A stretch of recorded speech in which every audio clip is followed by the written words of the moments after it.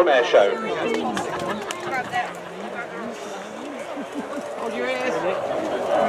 Here he comes. We mentioned the first 5 amongst the airshow volunteers and favourites. This is the favourite of them all.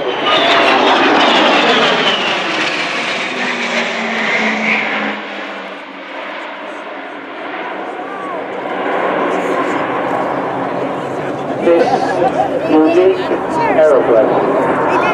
4 minutes ago, standing right beside me is Eddie Forrester, who's put a lot of money into keeping the Vulcan airborne.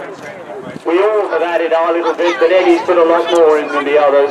And he's got very excited. He was standing with him a minute or two ago, and he said, "The tin triangle is here." And here it is, at long last. The very first Vulcan B2 that flew, its very first test flight by Tony Blackman, who is in fact here today at Shoreham as one of our guests. You know that I'm older than her.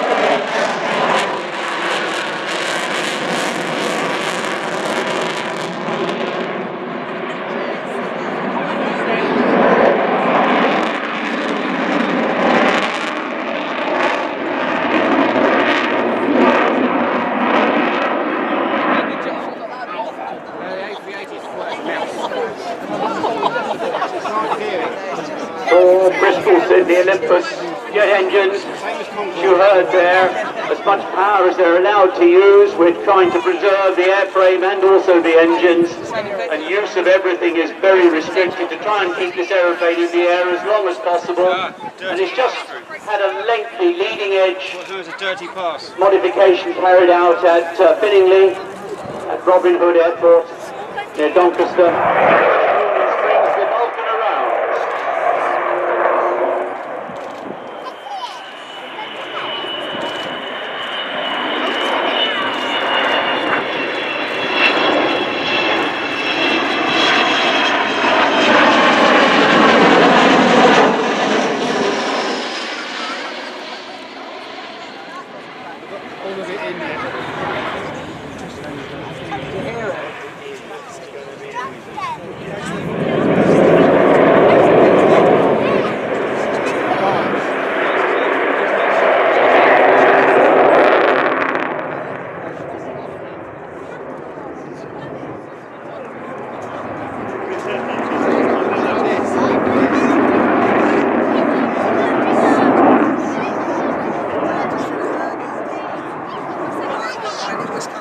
Most wonderfully manoeuvrable aeroplane. I remember seeing Rolly Falk, the first test pilot of the chief test pilot then of Avro's, doing half-rolling manoeuvres in the Vulcan at Farnborough.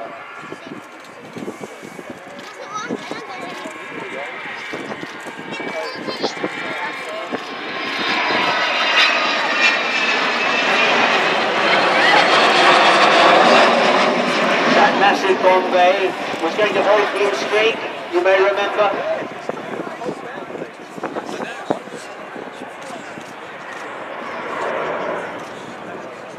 Who can ever forget exercise Black Buck?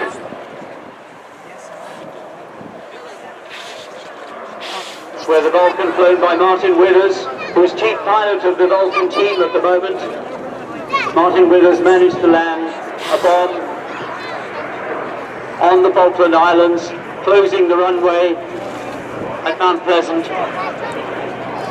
in a brilliant effort, refueled by 16 Victor tankers.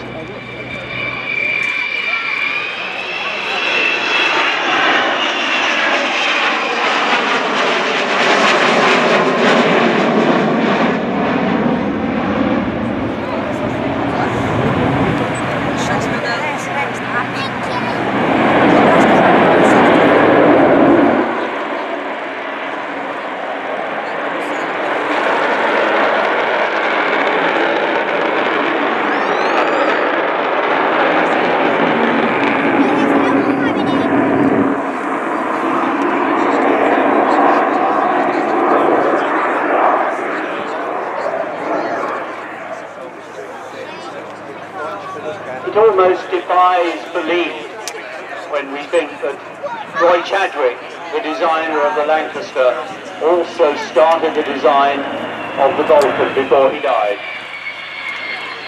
How quickly progress was made in the 1940s.